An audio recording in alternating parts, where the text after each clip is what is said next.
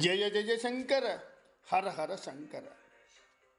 நேற்று உரையில் சங்கரருக்கு மிக அருகில் வந்த அந்த புலையனை பார்த்து அவர் அவனை விலகி போகுமாறு கூறினார். அவ்வளவுதானே? எதிலிருந்து விலகி போகுமாறு சொல்கின்றீர்கள்? உணவு உண்பதால் வளரும் கூட்டை அதே போன்ற உணவினால் வளர்ந்த மற்றொரு கூட்டை விட்டு விலகச் சொல்கின்றீர்களா? அன்று இந்த கூட்டுக்குள் இருக்கும் ஞான ஒளியை இன்னொரு கூட்டுக்குள் இருக்கும் ஞான ஒளியை விட்டு விலகி போக சொல்கின்றீர்களா என்று மிகவும் விஷயத்தோடு கேட்டார். கல்வி அடக்கம் இவை நிறைந்த பிராமணனிடமும் பசுவிடமும் யானையிடமும் நாயிடமும் நாயை தின்னும் நீசனிடமும் அறிஞர்கள் சமமான நோக்கு கொண்டிருப்பார்கள். இவையெல்லாம் பகவானும் பேதமற்ற நிலையைத்தானே சொல்கின்றார் என்றெல்லாம் சங்கரர் சிந்திக்கலானார்.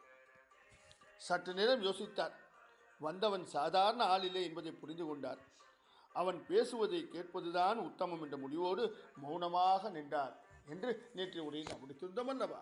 வாருங்கள் தொடர்ந்து பார்ப்போம். வந்த புலையனோ பலமாக சிரித்தான். ஐயா, இத்தகைய பேத உணர்வு தங்களை போன்ற ஞானியர்களுக்கு வரலாமா? நான் யார், நீ யார், எல்லாம் பகவான் தானே என்று கேட்டுவிட்டு மேலும் அவன், இருவருமே பிரம்மம் தானே, ஒரு பிரம்மம் இன்னொரு பிரம்மத்திலிருந்து எப்படி வேறுபட முடியும்? நீயும் கடவுள், நானும் கடவுள், சகலமும் கடவுள். அப்படி இருக்க பேதம் என்பது எவ்வாறு உண்டாகும்? உனக்குள் இருக்கும் ஒளியும் எனக்குள் இருக்கும் ஒளியும் ஒன்றுதானே. சூரியன் ஒன்றுதான். அதனுடைய புனிதமான பிம்பம் புனிதமான நதியிலும் விழுகின்றது, சேறு நிறைந்த குட்டையிலும் விழுகின்றது. அந்த பிம்பங்களுக்கிடையே ஏதேனும் பேதம் உண்டா? இன்னும் உதாரணம் சொல்கின்றேன் கேளுங்கள். காலியாக இரு குடங்கள் இருக்கின்றன. ஒன்று பொன்குடம், மற்றொன்று மண்குடம். பொன்குடத்துக்குள்ளேயும் காலியாக இடம் இருக்கின்றது, மண்குடத்துக்குள்ளேயும் காலியான இடம் இருக்கின்றது. இரண்டும் ஒன்றுதானே. அதுபோலவே தேகத்தின் வடிவத்திலோ மற்றவற்றிலோ வேறுபாடு தோன்றினாலும் உள்ளே இருக்கும் பொருள் ஒன்றுதானே. ஆனந்தமாகிய அறிவுக்கடலாகிய அந்த நித்திய பிரம்மம் ஒன்றுதானே. அந்த ஒன்றுதானே இரண்டு உடல்களுக்குள்ளேயும் இருக்கின்றது. எனவே பிராமணன் என்றும் புலையன் என்றும் பேதம் பார்ப்பது முறையா? பெரியதாக எண்ணுகின்ற இந்த வேறுபாடுகள் எங்கிருந்து வந்தன என்று ஆணித்தரமாக பதில் சொல்ல முடியாது என்று சொன்னான். சொல்லுக சொல்லை விழிதோர் சொல் அச்சொல்லை வெல்லும் சொல் இன்மை அறிந்து என்ற குரலுக்கு இலக்கியமாக திகழ்ந்தான். அறிவொளியை அனல் பறக்க அந்த துறவரசர் முன் வீசிய அந்த புலையன். அவன் கூறியவற்றையெல்லாம் செவிசாய்த்து கேட்டார் ஜெகத்குரு. எப்பொருள் யார் யார் வாய் கேட்பினும் அப்பொருள் மெய்ப்பொருள் காண்பதறிவு அல்லவா? அதனை நினைவில் கொண்டார். அவன் கூறியவற்றின் உட்பொருளை உணர்ந்தார், அதனை ஏற்றார்.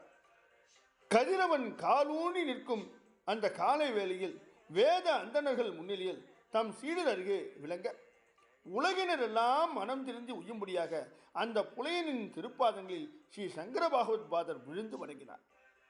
நாமே பிரம்மம் என்ற ஞான நிலையை எய்தியவர்கள் இந்த உலகில் அவர்கள் எந்த கோலத்தில் வந்தாலும் அவர்களே எனக்கு குரு என்று எண்ணி வந்தவனை வணங்கி மகிழ்ந்தார்.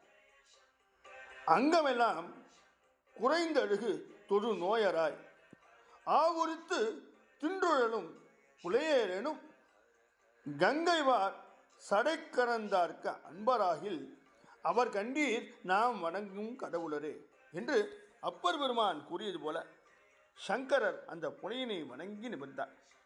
அந்த புனையனை வணங்கிய பின் அவரது திருவாயிலிருந்து மனிஷா பஞ்சகம் என்ற அருமையான பொருள் சுவைமிக்க 5 ஸ்லோகங்கள் பிரிட்டு கொண்டு எழுந்தன. விழிப்பிலும் கனவிலும் உறக்கத்திலும் எந்த ஞானமானது சிறப்புற விளங்கி கொண்டிருக்கின்றதோ, எது நான்முகன் முதல் எறும்பு ஈடாக உள்ள எல்லா உடல்களிலும் ஊடுருவும் ஆதார பொருளாக இருக்கின்றதோ, இந்த உலகில் பட்டில்லாமல் சாட்சி மாத்திரமாக எல்லாவற்றையும் நோக்கி கொண்டிருக்கின்றதோ, அந்த ஞானமே நான் தற்போது பார்க்கப்படும் வஸ்துவன்று என்று உறுதியான புத்தியை கொண்டிருக்கும் ஒருவன் யாராக இருந்தாலும், அவன் வேதியனாக இருந்தாலும் சண்டாளனாக இருந்தாலும் அவனே என் குரு. இது என் உறுதியான கருத்து. நான் பிரம்மமே. இந்த உலகம் யாவும் மனம் கற்பித்து பரப்பும் தோற்றம்தான். முக்குணங்களால் ஆன அஞ்ஞானத்திலேயே இந்த தோற்றத்தை எல்லாம் கற்பனை செய்து கொண்டிருக்கின்றேன் என்பதில் எவன் திடபுத்தி கொண்டு பரமானந்தமாக அறிவற்ற மேலான தூயநிலையில் இருக்கின்றானோ அவன் வேதியனானாலும் சண்டாளனானாலும் என் குரு ஆவான். இது என் தீர்மானமான கொள்கை. இதை போன்று தொடர்ந்து மனிஷா பஞ்சகம் என்ற அருமையான பொருள் சூமிக்க 5 ஸ்லோகங்களையும் சொல்லிக்கொண்டே வந்தார். மீதி இருக்கும் அந்த ஸ்லோகங்களையும் நாளைய உரையில் நாம் பார்ப்போம். ஜெய ஜெய சங்கர ஹர ஹர சங்கர, ஜெய ஜெய சங்கர ஹர ஹர சங்கர. நேற்று உரையில் சங்கரருக்கு மிக அருகில் வந்த அந்த புலையனை பார்த்து அவர் அவனை விலகி போகுமாறு கூறினார். அவ்வளவுதானே? எதிலிருந்து விலகி போகுமாறு சொல்கின்றீர்கள்?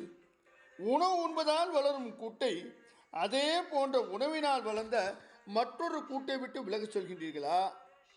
அன்று இந்த கூட்டுக்குள் இருக்கும் ஞான ஒளியை இன்னொரு கூட்டுக்குள் இருக்கும் ஞான ஒளியை விட்டு விலகி போக சொல்கின்றீர்களா என்று மிகவும் விஷயத்தோடு கேட்டார். கல்வி, அடக்கம் இவை நிறை